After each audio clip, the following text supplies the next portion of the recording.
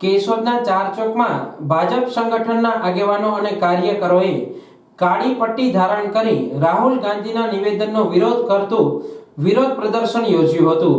ચાલુ વરસાદે યોજવામાં આવેલ આ વિરોધ પ્રદર્શનમાં રાહુલ ગાંધી દ્વારા આપવામાં આવેલ અનામત મુદ્દે નિવેદનનો જોરદાર વિરોધ કરવામાં આવ્યો હતો।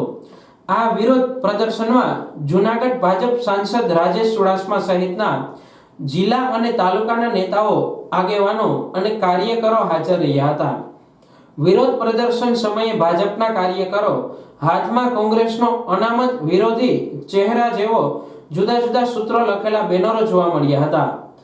આ સાથે રાહુલ ગાંધીના વિરુદ્ધ સૂત્રોચ્ચાર કરવામાં આવ્યા હતા। રાજેશ ચુડાસમાએ રાહુલ ગાંધી જ્યારે વિદેશના પ્રવાસે જાય છે ત્યારે દેશની જનતાને ઠેસ પહોંચે તેવા નિવેદનો કરી દેશની પ્રજાને ગુમરાહ કરતા હોવાના આક્ષેપો કર્યા હતા। આજે જૂનાગઢ જિલ્લામાં ભારતીય જનતા પાર્ટી દ્વારા અવારનવાર જ્યારે પણ રાહુલ ગાંધી વિદેશના પ્રવાસે જાય ત્યારે ભારત દેશની જનતાને ઠેસ પહોંચે એવા નિવેદનો અવારનવાર કરવામાં આવ્યા છે। ગાંધી પરિવાર હંમેશા અનામત વિરોધી રહ્યો છે।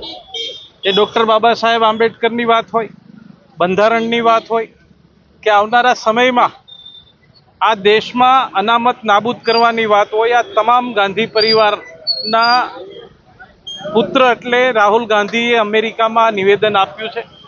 અનુસૂચિત જાતિ, જનજાતિ, ઓબીસી સમાજ એમને ખૂબ ઠેસ પહોંચી છે, ત્યારે જૂનાગઢ જિલ્લા ભાજપ એમને વખોડી કાઢે છે અને રાહુલ ગાંધી અવારનવાર આ દેશના વિરોધી જે નિવેદનો આપે છે એની સામે અમે સદંતર વિરોધ કરીએ છીએ અને ભારતીય જનતા પાર્ટી બધા કાર્યકર્તાઓ આ નિવેદનને વખોડે છે।